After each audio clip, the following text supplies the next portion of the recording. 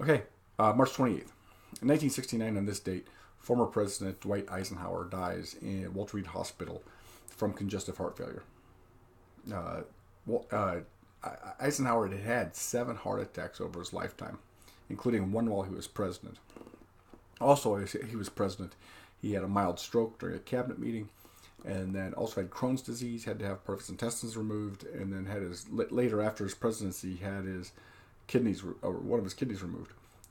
So he was not exactly healthy. He already had health problems for a long time, but lived to be 78. So um, Eisenhower was the first president that was term limited. Term limits had been passed during the Truman administration, but Truman was exempted.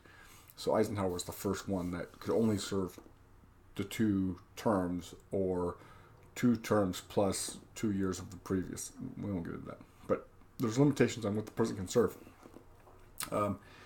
So after his presidency, he retired to Gettysburg, Pennsylvania. Took up painting.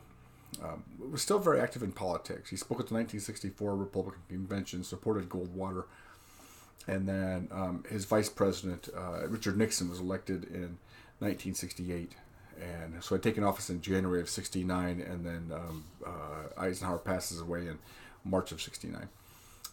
So Eisenhower considered himself a simple soldier. So when he was buried back in Abilene, Kansas, it's a very simple soldier's wooden coffin. He's buried in uniform, and the very simple medals. So he, as a general of the army, had a chest full of medals he could have been buried in, but he really had like 2 or 3 medals, just kind of what he felt were significant. So very simple ceremony.